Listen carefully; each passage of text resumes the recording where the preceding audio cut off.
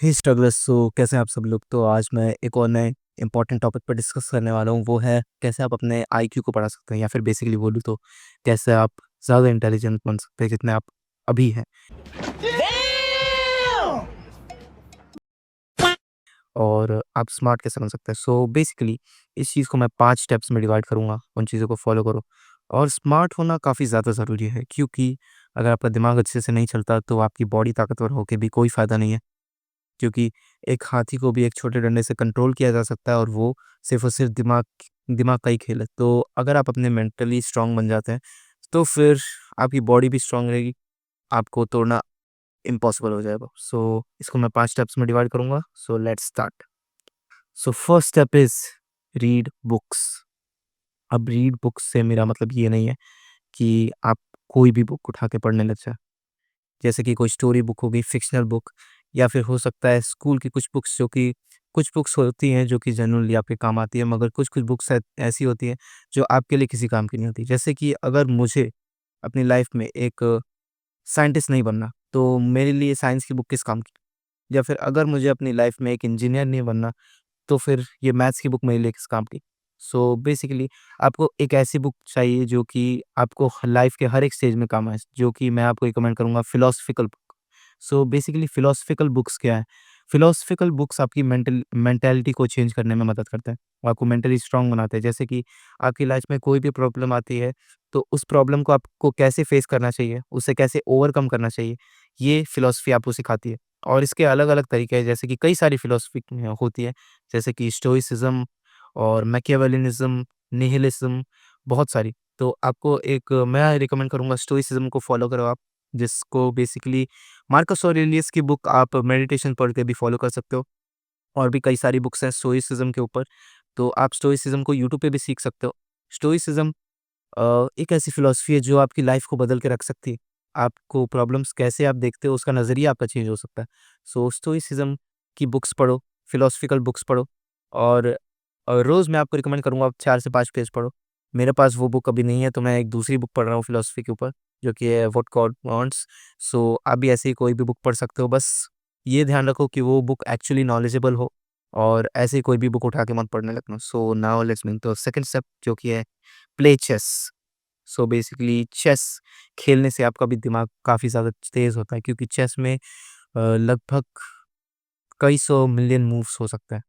या और चेस में आप आपकी स्ट्रैटेजी बनाना बहुत अच्छा हो जाता है। आप स्ट्रैटेजी को कैसे अप्लाई करते हो, वो भी बहुत अच्छा हो जाता है। और आप मल्टीपल मूवमेंट्स एक साथ करते हो, जिसकी वज़ह से चेस में आपका दिमाग काफ़ी ज़्यादा एंगेज होता है। और चेस खेलने के बाद आपका दिमाग काफ़ी ज़्यादा तेज़ हो सकता है। आपने देखा होगा कई सारे चेस प्लेयर्स का आईक्यू अबव 160 है, और ये इस बात का सबूत है कि चेस आपको एक्चुअली स्मार्ट बनाता है। सो चेस खेलो, जब भी टाइम मिले। मैं ये नहीं बोलता दिन भर चेस खेलो, बट 5 से 10 मिनट दिन के अगर आप चेस को देते हो, तो आपका दिमाग थोड़ा तो तेज़ हो ही सकता है। Now let's move to our third step, जो कि है डू मेडिटेशन। मेडिटेशन मैं अपने हर वीडियो में लगभग यही कहता हूँ, मेडिटेशन करो। मेडिटेशन के फ़ायदे तुम्हें नहीं पता कितने ज़्यादा हैं। मेडिटेशन करने से तुम्हारा दिमाग कितना तेज़ हो सकता है, ये तुम्हें अंदाज़ा भी नहीं है। क्योंकि जब तुम शांत होते हो, तब तुम्हारा दिमाग जिस तरह से काम करता है, गुस्से में या फिर स्ट्रेस में, उस तरह से काम नहीं कर पाता।